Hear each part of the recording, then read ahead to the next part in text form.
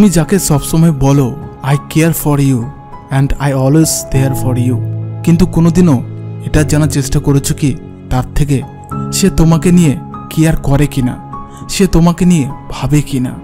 না, শুধু তুমি তার জন্য পাগল হয়ে যাচ্ছ, তুমি তার জন্য সব কিছু করে যাচ্ছ অন্য কারোর কথা পরবা না করে। তুমি তাকে বারবার বোঝানোর চেষ্টা করছো, সে কিছু না বললেও তুমি তাকে চোখ বন্ধ করে বিশ্বাস করছো সে যেটাই বলছে। কোন দুনিয়ায় বসবাস করো তুমি?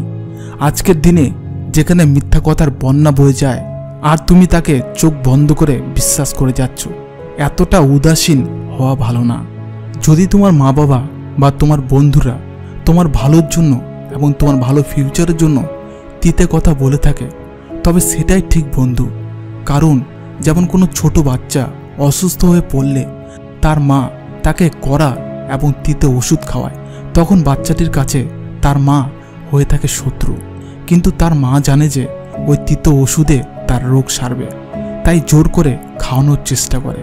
তেমনি আজ তোমার মা বাবা এবং তোমার বন্ধুরা তোমার ভালোর জন্য তিতে কথা বললে ওই কথাগুলো খারাপ লাগতে পারে, কিন্তু এটাই সত্য বন্ধুরা।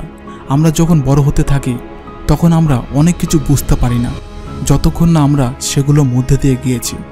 তাই আমাদের মা বাবা এবং আমাদের প্রিয় বন্ধুরা যেগুলো করাটা ঠিক না সেগুলো করতে বারণ করে। এই জীবনে যারা বেশি সৎ তাদের জীবনে বেশি কষ্ট আসে।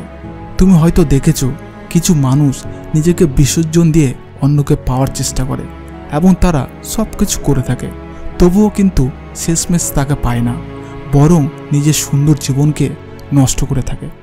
এই ধরনের কাজ করা মানে বোকামির পরিচয়। তুমি যার জন্য স্পেশাল মানুষ হবে সে কিন্তু তোমাকে অজুহাত দেবে না, কাজ করে দেখাবে তুমি তার জন্য কতটা গুরুত্বপূর্ণ, সে তোমাকে নিয়ে কতটা ভাবে এবং তোমাকে নিয়ে কতটা কেয়ার করে। তার ব্যবহারে এবং তার কাজে পরিচয় পাওয়া যাবে। তাই চাণক্য সবসময় বলতেন ব্যক্তির মিষ্টি মিষ্টি কথা এবং ব্যক্তির মিষ্টি ব্যবহারে গলে যেতে নেই, কারণ কিছু সুন্দর চেহারার পিছনে লুকিয়ে থাকে নোংরা মন। তাই ব্যক্তির মিষ্টি মিষ্টি কথাকে বিশ্বাস করার আগে তাকে যাচাই অবশ্যই করো।